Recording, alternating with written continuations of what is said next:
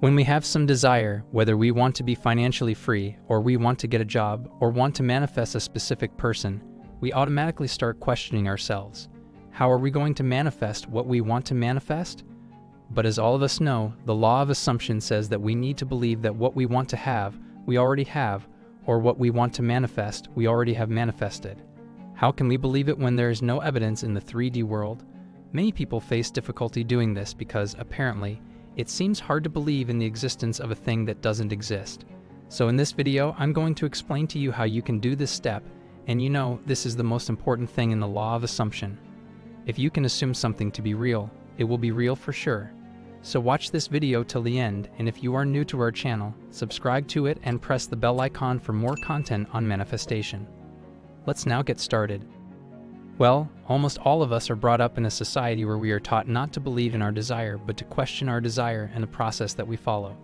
We are taught to suspect everything. Not only our society, but also religious groups teach people to endure pain in order to learn and grow. And we are forced to accept all the facts of life, even if they produce feelings of pain, unrest, or suffering. But we can change our feelings by changing our perceptions and perspective. You know, the law of assumption says if we have different assumptions and different thoughts, we will experience something different. So changing our imagination, thoughts, and perception can change how we feel or experience things. As you can see, the law of assumption teaches the exact opposite of what most religious or spiritual groups teach. In the manifesting community, we are taught that regardless of who we are, what we do, and where we live, we can experience what we want to experience, and we can be whoever we want to be just by changing how we assume. We are told in the manifesting community that we can have everything in the world and manifest whatever we want. Everything belongs to us. We are everything. We are gods who create our own reality. Nothing can change us, nothing can affect our lives, and nothing can force us to do what we don't want to do. But you see, on the other hand, our society teaches us about luck, fate, and facts. We are forced to accept who we are. We are forced to accept things as they are, and we are taught to think about what other people think. It can occasionally seem as though we are deluding ourselves, or as though it is all too good to be true when we cling to prior experiences that run counter to these lovely realities. Instead of letting ourselves relax in the knowledge that we already have all we desire, it is simpler to accept the world as it is and to believe that we must work hard to achieve our goals.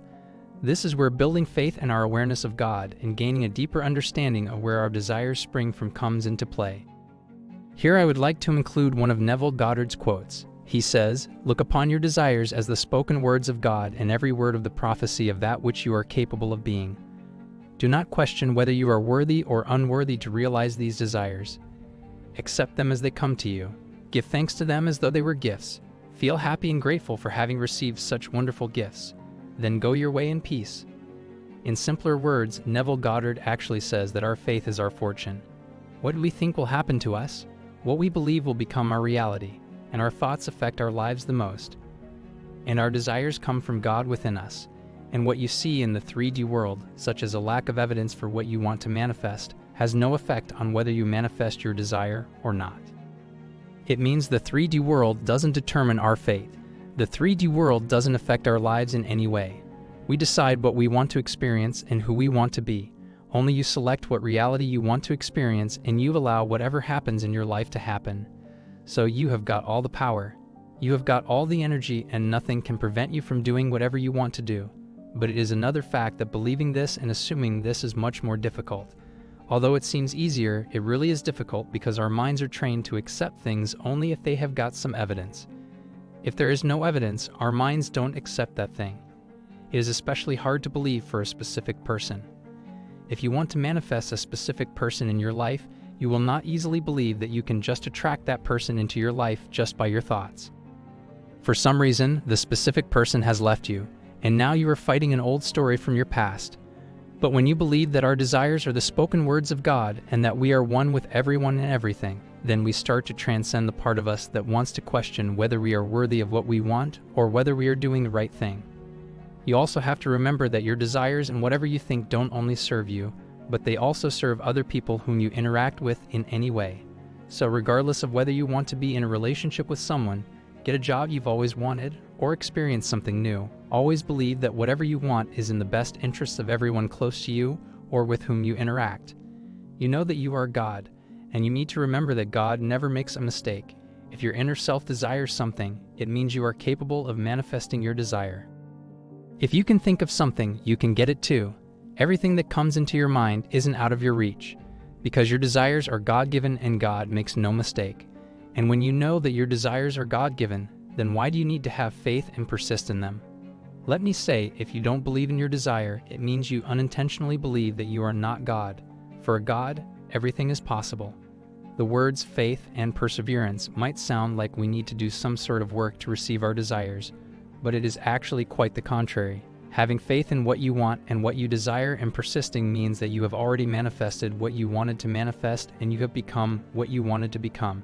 Having said that, this does not imply ignoring uncomfortable feelings and forcing ourselves to believe them. Instead, even though it may seem otherwise, we can allow ourselves to feel and let go of unpleasant emotions from a position of knowing that every thought and emotion we are having is guiding us toward the realization of our chosen reality. It is how I define persistence and having faith and desire. When I really feel my emotions while remembering who I truly am, all the negative thoughts, emotions, and feelings fade away, and faith and persistence come naturally. Most of us join the manifesting community because we want to manifest some of our desires, and we become so focused that we forget to connect with our inner God, or I am. The law of assumption, manifestation, and Neville Goddard's teachings actually revolve around connecting the inner self. Our inner self is the true God, which actually controls our life.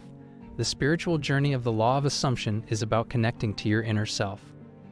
We are used to finding support and evidence from the 3D world we live in, and when you start in the manifesting community, you will also find support from the external world. We have been taught to ignore our consciousness and imagination. But in fact, our imagination is the actual world where we all live. We seek information and validation for our desires in the 3D world, but it's not the way to manifest them. You don't need any confirmation or answers to your questions from the world outside of you. You just need to connect with your inner self, your higher self. You will find everything inside of you. You need validation from the world inside you, not from the world outside of you. Neville Goddard said, "I have told you that I am. If therefore you seek me, let these go their way."